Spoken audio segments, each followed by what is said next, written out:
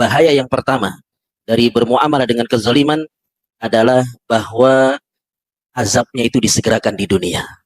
Kalau kita menzalimi kepada sesama manusia, maka bisa jadi kita akan mendapatkan azabnya itu di dunia. Sebagaimana Nabi Shallallahu Alaihi Wasallam bersabda, "Ma min dzambin ajdaru ayu ajjilallahu ta'ala li sahibihil uqubata fid dunya, ma'a ma yaddakhiru lahu fil akhirah mithlul baghi wa qati'atir rahim." Tidak ada dosa yang lebih pantas untuk disegerakan oleh Allah Subhanahu wa taala hukumannya di dunia bersamaan dengan disimpan untuknya di akhirat. Jadi hukumannya disegerakan di dunia juga disimpan untuknya di akhirat. Seperti kezoliman dan memutuskan tali silaturahim. Jadi menzolimi kepada sesama hamba, hukumannya itu bisa kita langsung rasakan di dunia. Dan bisa jadi hukumannya itu tidak kita rasakan. Seolah-olah mengalir begitu saja bersama kehidupan kita. Tahu-tahu kita punya anak, anak kita durhaka sama kita. Tahu-tahu kita sakit-sakitan. Tahu-tahu kita hidupnya susah. Buka usaha ini gagal, usaha ini gagal, usaha ini gagal.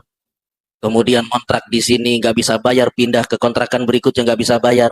Itu bisa jadi disebabkan kezoliman yang pernah kita lakukan kepada orang lain. Mungkin kepada teman kita, mungkin juga kepada tetangga kita, atau bahkan kepada kerabat kita.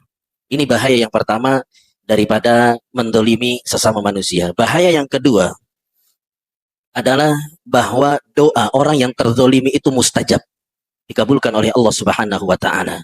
Nabi Shallallahu alaihi wasallam bersabda, "Ittaqid da'watal mazlum fa innahu laisa bainahu wa bainallahi hijab."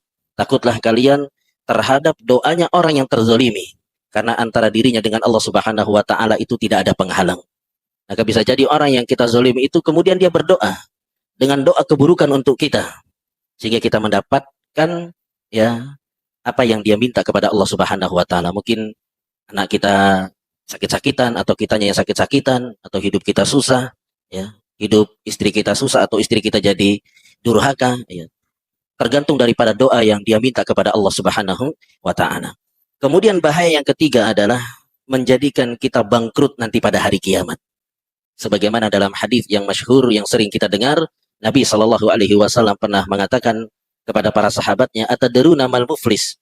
Tahukah kalian orang yang bangkrut itu? Maka para sahabat mengatakan, "Al-muflisu fina ma la dirham lahu wala mata." Orang yang bangkrut itu adalah yang tidak punya dinar, yang tidak punya harta.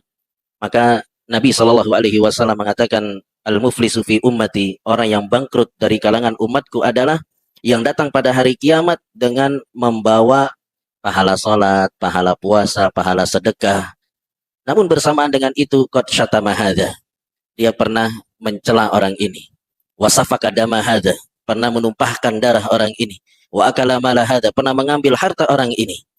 Sehingga orang-orang yang pernah dia zalimi itu dihadirkan di hadapan dia.